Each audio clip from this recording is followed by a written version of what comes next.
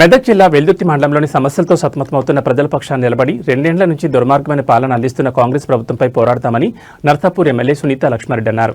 వెల్దుర్తిలోని Balaji function హాల్లో వెల్దుర్తి మండల BRS సర్పంచులు, ఉప సర్పంచులు, వార్డు సభ్యులు, నాయకుల ఆత్మీయ సమావేశానికి హాజరయ్యారు. ఈ సందర్భంగా ఎమ్మెల్యే మాట్లాడుతూ అబద్దాలు, అసత్యాలతో గద్దెనెక్కిన కాంగ్రెస్ అన్ని వర్గాలను మోసం చేసిందన్నారు. అధికారం ఉందన్న అహంకారంతో కాంగ్రెస్ నాయకులు స్థానిక సంస్థల ఎన్నికల్లో బీఆర్ఎస్ మద్దతుదారు అభ్యర్థులకు ఎన్ని అడ్డంకులు సృష్టించినా ఎదుర్కొని విజయం సాధించారన్నారు. ఎన్నికల్లో గెలుపోటములు సహజమని, గెలిచినా ఓడినా ప్రజలకు అందుబాటులో ఉండి వారి సమస్యల పరిష్కారానికి కృషి చేయాలన్నారు. రాష్ట్రంలో ఎమ్మెల్యేలు ఎన్నికై 2 ఏళ్లు గడిచినా నయా పైసా కూడా ప్రభుత్వం ఇవ్వడం లేదన్నారు. దీంతో అభివృద్ధి నిలిచిపోయిందన్నారు. బీఆర్ఎస్కు నాయకులు, కార్యకర్తలు 2 కండ్లని, వారిని అన్ని విధాలా ఆదుకుని అండగా తాము పార్టీ నాయకత్వం ఉంటుందన్నారు. నియోజకవర్గంలో బీఆర్ఎస్ పార్టీ 110 స్థానాలు గెలుపొందితే కాంగ్రెస్ 83 స్థానాల్లో మాత్రమే గెలిచిందన్నారు.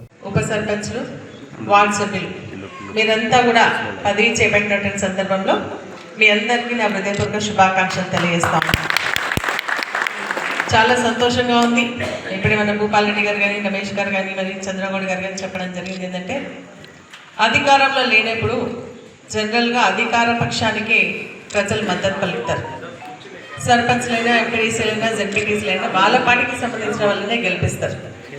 మన బీఆర్ఎస్ పార్టీ అధికారంలో ఉన్నప్పుడు కూడా ఒకసారి చూసుకున్నట్టయితే టార్చ్ లైట్ వెతికినా సరైనటువంటి కాంగ్రెస్ పార్టీకి సంబంధించినటువంటి సర్పంచ్లు, ఎంపీటీసీలు కనిపించలేదు.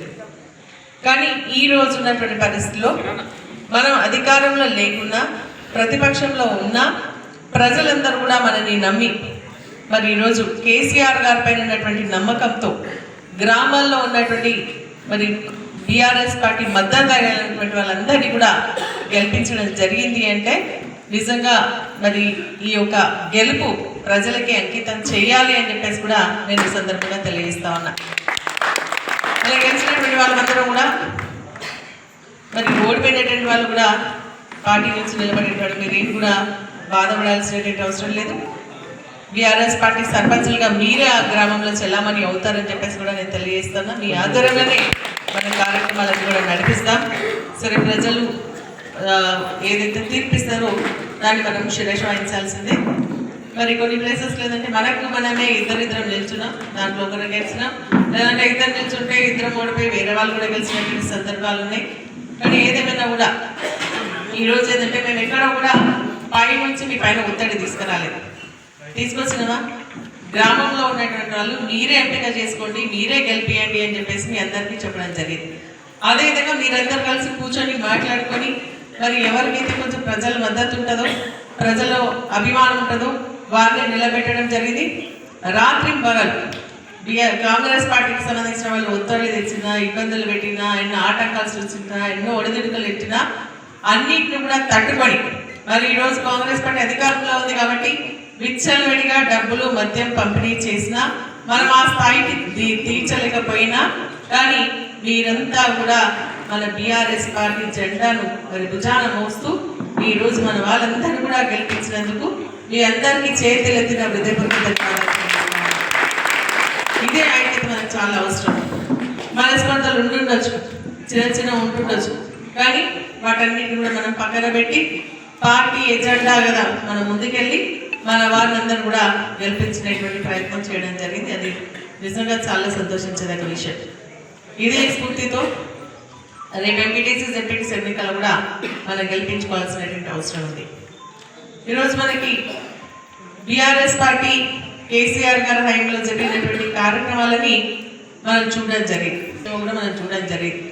గ్రామానికి సంబంధించి ట్రాక్టర్ ఇచ్చినాం, ఊరికి కాలువలు తీయడానికి కానీ, లైట్లు వేయడానికి కానీ, లైట్కి సంబంధించిన ఇబ్బంది కానీ, ఇంటింటికి నల్లా కనెక్షన్కి సంబంధించిన కార్యక్రమాలు కానీ, సెగ్రిగేషన్ షెడ్యూల్, పల్లె ప్రకృతి వనాలు కానీ ఇవన్నీ కూడా కేసీఆర్ గారి హయాంలో ప్రతి గ్రామంలో మనం నెలకొల్పుకోవడం జరిగింది. కానీ కాంగ్రెస్ పార్టీ అధికారం వచ్చినట్టే ఈ 2 సంవత్సరాల కాలంలో కనీసం చెత్త ఎత్తుకుపోయేటువంటి ట్రాక్టర్కి కూడా మరి డీజిల్ అనేటువంటి దుర్మార్గమైనటువంటి పాలన మరి కాంగ్రెస్ పార్టీ అందించడం జరిగింది. కాబట్టి ఈ 2 సంవత్సరాల కాలంలో కనీసం ఒక చిన్న పని కూడా మన గ్రామాల్లో చేసుకోలేకపోయినా ఆ వ్యతిరేకత మన ఎన్నికల్లో స్పష్టంగా కూడా కనిపించింది. కేసీఆర్ గారి పైన అభిమానం కూడా అదే విధంగా అదే రీతిలో కూడా మనకు కనిపించడం జరిగిందని చెప్పేసి కూడా నేను తెలియజేస్తా ఉన్నా. మరి ఈరోజు మనం ఇంకా ప్రజలకు అందుబాటులో ఉండాలి, గెలిచినటువంటి వాళ్ళు ప్రజలతో మమైక్యమై ఉండాల్సినటువంటి అవసరం ఉంది. మనం అన్ని సమస్యలు తీర్చలేకపోవచ్చు. ఎందుకంటే మీరు మనల్ని ఎమ్మెల్యేగా గెలిపించడం జరిగింది, 2 years అవుతుంది. కానీ నేను అనుకున్నంత స్థాయిలో నేను పనిచేయలేకపోతా ఉన్నాను ఈరోజు. ఎందుకంటే కాంగ్రెస్ పార్టీ అధికారంలో ఉంది. ఎమ్మెల్యేకి ఇచ్చేటువంటి ఏసీడీపీ ఫండ్ 5 కోట్లు ఉంటుంది ప్రతి సంవత్సరం. ఆ 5 కోట్లు మాకు ఇవ్వట్లేదు. నాకే కదా, కాంగ్రెస్ పార్టీ ఎమ్మెల్యేలకు ఇస్తలేదు, బీజేపీ ఎమ్మెల్యేలకు ఇస్తలేదు, సిపిఐ ఎమ్మెల్యేలకు ఇస్తలేదు. ఎవరు కూడా ఒక నాయపై ఇచ్చేటువంటి పరిస్థితి లేదు. మనం అధికారంలో ఉన్నప్పుడు మీరు ఏది అడిగితే అది ఎస్ అని చెప్తుంటే చేస్తుంటే, ఇప్పుడు కొంత సమయం తీసుకుంటున్నాం.